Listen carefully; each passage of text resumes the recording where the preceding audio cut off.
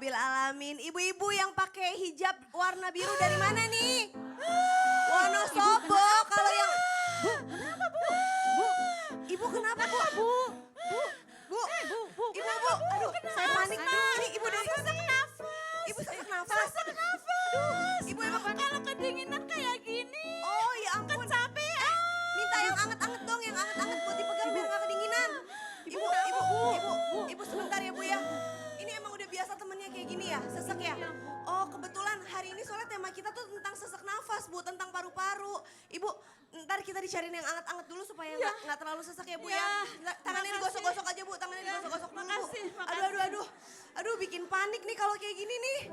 Aduh jamaah. Maaf ya, bikin panik pagi-pagi heboh namanya juga ibu-ibu ya kan? Nah kebetulan buat jamaah yang ada di rumah juga tema kita pada pagi hari ini berkaitan tentang penyakit paru-paru.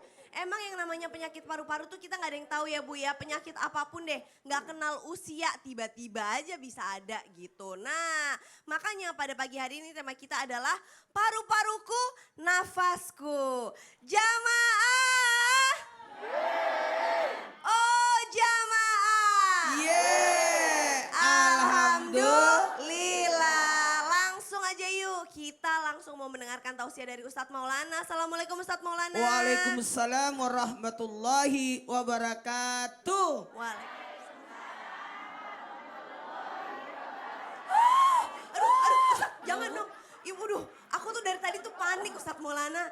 Ibu-ibu di belakang udah pada sesek. Ustadz gak sesek kan? Mungkin dia sesak karena masuk TV. Oh deg-degan kali ya bener-bener shaking. Ustadz Maulana berbicara tentang penyakit. Kalau dulu itu pertanyaan saya suka kayak gini. Kenapa sih Allah memberikan ini, kenapa sih ini, kenapa? Nah ternyata kita harus belajar buat merubah mindset kita nih. Apa sih hikmahnya Allah memberikan penyakit baik yang ringan maupun yang berat. Seperti apa sih Ustadz Maulana dalam pandangan Islam? Mohon tausiahnya. Makasih banyak Cah. Bismillahirrahmanirrahim. Assalamualaikum warahmatullahi wabarakatuh. Waalaikumsalam warahmatullahi wabarakatuh. Jamaah. Yeay. Oh jamaah. Yeay.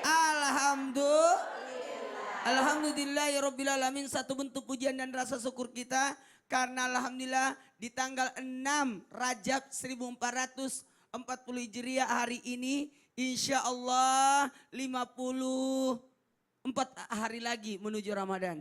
Amin. Jamaah, pertanyaan Caca bagus sekali. Pertanyaan ini ditujukan buat orang-orang yang beriman dan mengaku beriman. Karena pertanyaannya menarik. Apa pertanyaannya? Apa hikmah dari sakit? Hanya orang yang beriman yang mencari hikmah. Yang bisa menerima hikmah hanya orang beriman. Sehingga orang beriman tidak ada keluhan. Karena menganggap sesuatu pasti ada hikmahnya. Orang saleh tidak akan mengeluh. Kenapa? Karena orang saleh menganggap segala sesuatu ada pahalanya. Orang yang berilmu pasti menganggap sesuatu pasti ada faedahnya. Nah, kita membahas apa sih hikmahnya adanya sakit berat, sakit ringan, ada sakit-sakitan, ada timbul penyakit. Kenapa? Mau tahu? Yang jelas sakit itu adalah ujian dari Allah. Ujian dari Allah. Makanya Dokter Rizal tadi agak ngos-ngosan datang karena anaknya sakit. Apalagi kalau anak-anak masa pertumbuhan sakit itu. Mau tumbuh gigi sakit. Mau besar sakit. Panas sakit. Saya alhamdulillah enggak masa pertumbuhan lagi. Bisa jadi sakit itu adalah ujian. Siapa yang diuji? Yang sekolah. Yang ikut ujian. Anak-anak sekarang ujian prasemester ya. Nah, ini ujian untuk mengetahui kualitas keimanannya. Namun kadangkala sakit itu bisa jadi azab. Peringatan buat kita bisa jadi karena kurang memperhatikan kesehatan. Teledor, makan sembarangan sehingga diazab. Sebagai peringatan. Apalagi sakit sebagai penebus dosa dan kesalahan. Kalau ada orang yang tinggal berapa hari sakit, maaf, saya pinjam kata-kata ini. Saya pinjam istri saya ya. Oh udah berapa lama lagi mau meninggal. Maka Allah bersihkan dia lewat sakit. Itu. Kira-kira dia meninggalnya di usia 41. Maka disakitkan dulu lah. Setahun dia rasakan sakitnya. Tuh. Itulah sebagai pembersih dosa. Jadi kita tidak akan menyalahkan. Kenapa Allah membuat istri saya sakit dan meninggal? Tidak, bisa jadi itu adalah pembersih dari dosa. Apalagi sakit itu untuk mengangkat derajat dan menambahkan kebaikan. Sehingga orang sakit ini terangkat derajatnya. Bukankah Fir'aun tidak pernah sakit? Sehingga timbullah kesombongan pada diri Fir'aun. Orang yang tidak pernah sakit bisa jadi bangga diri. Saya tidak pernah sakit, tidak boleh begitu.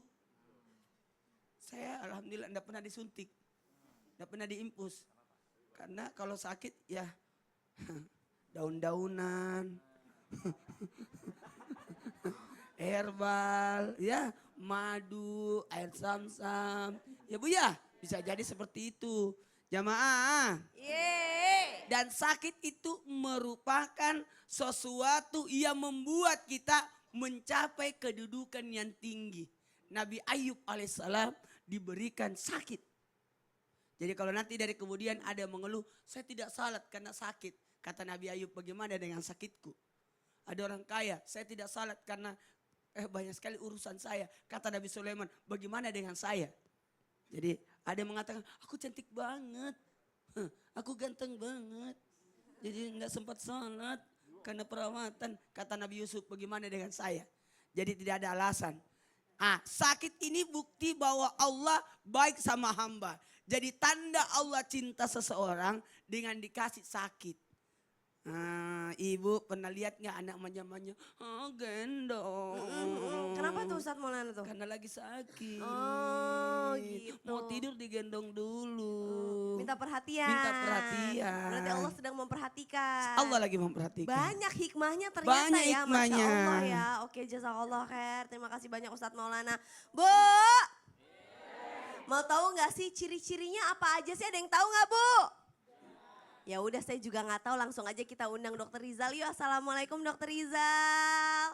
Waalaikumsalam warahmatullahi wabarakatuh. Dokter Rizal, tadi kan jamaah nih udah ada yang sesek-sesek nih, pagi-pagi bikin Iya. kita panik nih satu studio ya kan. Iya. Nah sebenarnya apa sih ciri-ciri orang yang memang paru-parunya sakit selain sesak nafas? Itu ada lagi nggak ciri-cirinya? Oke, terima kasih. Assalamualaikum warahmatullahi wabarakatuh. Waalaikumsalam Iya. warahmatullahi wabarakatuh. Ustadz, kok ibu ini nggak sesak lagi ya? Iya, karena sudah masuk TV. Sudah, kayak mungkin gugup tadi Bu ya. Ya, nervous. Pas di tengah, harusnya langsung dipindah tadi Ibu ya. Ya, jadi ibu-ibu semuanya sebenarnya gini, sesak itu mekanisme tubuh, itu yang harus diperhatikan. Sesak, batuk, demam itu adalah mekanisme pertahanan tubuh, itu dulu yang kita harus tahu. Ya, kenapa kita bisa sesak? Karena saluran pernafasan kita mengecil. Makanya kita pengen dapat yang namanya udara. Jadi tubuh kita, darah kita itu akan berusaha mengalirkan darah sesuai porsinya, membawa yang namanya oksigen. Nah, jadi kalau ada sesuatu ya dia akan narik oksigen semakin cepat. Karena ada penyempitan. Karena ada penyempitan ini bisa terjadi yang pertama sesak, yang kedua tergantung penyakitnya apa. Ya, tergantung penyakitnya apa. Kalau penyakitnya, ibu-ibu pernah dengar paru-paru basah nggak? Pernah. Nah, paru-paru basah itu nggak ada di istilah medis. Ya, emang dijemur habis itu kering ya. Jadi istilah Enggak. paru-paru basah itu kemana Di maksudnya? istilah medis nggak ada yang namanya paru-paru basah. Ya, yang kedua itu ada namanya batuk. Ya, batuk apalagi batuk. Setiap batuk tiba-tiba ada batuk suaranya aneh. Ya, nyik nyik gitu kayak tikus kejepit ya. Nah itu tikusnya mana? Ya kayak gitu ya. Terus ada tergantung apakah dia ada keganasan ya, keganasan di paru, non keganasan biasanya infeksi atau alergi ya. Biasanya orang sesak nafas itu karena alergi. Naik lagi nih ya. Kalau keganasan, biasanya keganasan atau orang bilang maaf tumor paru, kanker paru ya. Itu bisa menyebabkan yang namanya penurunan berat badan. Infeksi, ada juga demam. Jadi tergantung Bu, tergantung apakah ini ya yang men-trigger ini adalah keganasan, Macam-macam. infeksi ataupun faktor alergi. Alergi, kalau Jadi alergi bisa itu ada jadi batuk. debu. Iya. Oh. Paling sering itu adalah batuk dan juga sesak. Itu udah paling sering. Itu paru-paru tuh berarti ada sesuatu Paru-paru ya. ada Batuk sesuatu. tidak melulu tentang tenggorokan kalau batuk. Iya, tidak Terus melulu yang tentang tadi tenggorokan. menarik itu kalau paru-paru basah berarti dalam medis tuh sebenarnya apa? Tidak ada istilah paru-paru basah dalam istilah medis. Oh, Ya, gitu. mungkin Bahasa saja. medisnya, bahasa medisnya. Bahasa paru-paru medisnya Ya, apa? bahasa medisnya orang biasa ada cairan di rongga pleura. Oh, Ya, di rongga gitu. paru namanya. Jadi antara Katanya paru karena dan dada suka itu tidur di bukit. lantai, iya benar. Di nggak ada lantai. hubungannya ya. Nggak ada hubungannya. Nggak Nggak ada hubungannya. Yang Oke. ada Mandi tengah malam. Terima kasih banyak. Nah. Mandi tengah Dokter, malam. yang ada bahasa dagang namanya soto paru-paru. Soto Aduh. paru-paru, basah lagi ya, karena basah ya. Itu keripik Iya. paru-paru Ustadz. Oke, jazakallah khair. Iya, Terima kasih terima banyak Ustadz kasih. Rizal. Nanti kita akan ngobrol-ngobrol lagi. Nah, Ustadz Febri, sekarang kita mau nanya nih sama Ustadz Febri nih. Ngomongin soto sih pagi-pagi, belum ada yang jualan soto pagi-pagi Ustadz. Paru-paru basah. Oh iya. Ustadz, ini kan kalau namanya penyakit pasti ada dong trigger atau enggak penyebabnya faktor-faktornya tuh apa aja sih? Nah pertanyaannya adalah faktor-faktor apa sih yang menyebabkan timbulnya penyakit paru-paru kalau dilihat dari sisi tibun nabawi? Seperti apa Ustadz? Mohon tahu sih. Terima kasih. Bismillah. Assalamualaikum warahmatullahi wabarakatuh. Alhamdulillahirrabbilalamin. Asbahna ala fitratul Islam bikalimati ikhlas wa ala dini nabiyana Muhammad sallallahu alaihi wasallam wa ala millati abina Ibrahim hanifan makana minal musyrikin. Salah satu penghargaan tertinggi yang menemukan tentang teori paru-paru adalah seorang ulama muslim yang bernama Ibnu Nafis. Ibnu Nafis ini adalah yang menyadur dalam kitab ya Al-Qanun, dalam kitab Ibnu Sina. Nah maka kalau kita urut semuanya bahwa sejarah ini menceritakan bahwa bicara tentang kesehatan adalah pilar peradaban Islam yang pertama. Nah maka kalau di sini kita bicara para jamaah sekalian ya, kalau kita bicara tentang masalah bab tentang paru-paru, ini adalah satu anugerah yang Allah berikan yang sangat luar biasa. Bahkan pada saat saya membedah tentang kitab Al-Qanun, di situ dikatakan oleh Ibnu Sina, tahu tidak kira-kira kalau dibentangkan lebarnya paru-paru kita itu seberapa, Bu? Enggak tahu. Pernah enggak? Enggak tahu. Nah, itu kalau dibuka dalam kitab Al-Qanun itu, setiap lembar dari paru-paru kita, lapisannya akan dibuka, maka itu kurang lebih dari 1 lapangan tenis. Jadi Allah mendesain tubuh kita ini lengkap dengan perlindungnya. Ya, lengkap dengan penjaganya. Jadi tidak mungkin didesain sama Allah itu lepas begitu saja. Nah contoh tentang bagaimana kita belajar tentang kelapa. Kelapa itu didesain oleh Allah. Penyebaran kelapa bisa masuk ke satu pulau ke pulau-pulau karena didesain oleh Allah tidak langsung daging kelapanya. Tapi di situ ada kulitnya, ada serabutnya, di bawah air laut dan tidak rusak. Karena ada penjaganya maka dia terdampar, muncullah buah atau pohon kelapa di sana. Nah begitu juga dengan tubuh. Nah maka kalau saya katakan, kalau tadi udah sampaikan oleh Ustadz Maulana, Dr. Rizal, ya di sini adalah satu keajaiban yang menandakan ketika orang sakit itu supaya kita kembali bahwa Allah adalah sebagai sang tabib kita. Allah adalah sebagai sang dokter kita. Nah maka dalam kajian Atibun Nabawi dikatakan bahwa penyebab paru-paru salah satunya adalah bisa dikatakan karena faktor pola hidup. Ini yang menyebabkan nanti virus datang, bakteri datang, parasit aktif, jamur datang. Ya, pola hidup yang salah. Ya, dan pola makan. Atau terjadinya juga bisa karena penularan. Misalnya orang dewasa yang terkena paru-paru jorok, buang ludah sembarangan. Ya, buang ludah sembarangan. Udah gitu juga ya sering melakukan satu hal-hal yang tidak dianjurkan dalam Islam ya, selalu tidak menjaga kebersihan. Nah, maka disinilah yang harus kita jaga. Nah, lalu Allah mendesain karena Allah Maha desain. Ya, Allah Maha luar biasa. Ya, kalau kita lihat Allah menciptakan manusia ini serba sempurna, tidak ada satu makhluk pun yang Allah ciptakan selain manusia yang sempurna. Contoh yang sederhana coba, Bu. Harimau makanannya apa? Daging. Nah, ini menandakan bahwa Allah Maha mendesain ya. Coba kalau harimau makannya daging, didesain pencernaannya semuanya kuat sebagaimana dia bisa mencerna daging. Tapi kalau harimau mau nggak makan rumput? Enggak. Jadi bukan harimau namanya. Apa? Ya jadi udah nggak serem lagi. Kambing. Jadi harimbing gitu ya, harimau kambing. Ya, nah tapi di sini manusia didesain oleh Allah bisa semuanya, bisa makan rumput-rumputan, nah misalnya herbal, bisa makan daging, bisa makan buah-buahan, semuanya. Makanya Allah mendesain manusia ini sempurna. Karena apa? Karena Allah sudah memberikan aturan yang jelas. Maka ketika sakit paru-paru, maka kiblatnya bagaimana kita mencontoh sholat malam kita. Mau sembuh dari paru-paru, Bu? Mau sembuh dari paru-paru? Nah, solusinya adalah lakukan sholat malam. Ya, bukan sholat malam karena ini ada bola, bangun cuma numpang pipis tidur lagi. Ya, tapi lakukan sholat malam karena apa? Para ulama mengatakan pada waktu malam di mana waktu antara pagi, kondisi dingin dan kondisi panas, disitulah baik untuk kesehatan.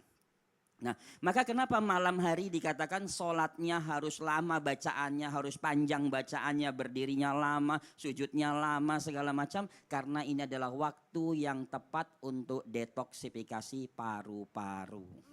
Jadi memang alam ini udah didesain sama Allah juga untuk kesehatan kita ya. Betul, betul. Jadi nggak melulu sholat itu hanya tentang ibadah kepada Allah, tapi tentang Betul, tapi tetap harus diluruskan niatnya. Oh, Jadi ya. jangan sampai saya mau sehat paru-paru, sholat malam, tapi kasihan kalau hanya niatnya untuk sehat paru-paru tidak karena Allah. Jadi sehat paru-paru itu sebenarnya adalah bonus dari Allah Betul, Subhanahu wa taala. betul. Jazakallah khair. Oh ya, Terima kasih terima Ustaz. kasih. Nanti kita akan ngobrol-ngobrol lagi. Jamaah. Bu, penasaran Bu?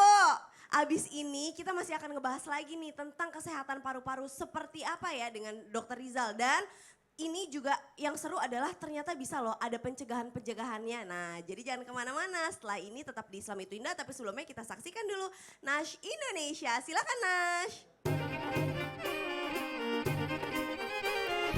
Bila akan diangkat derajatmu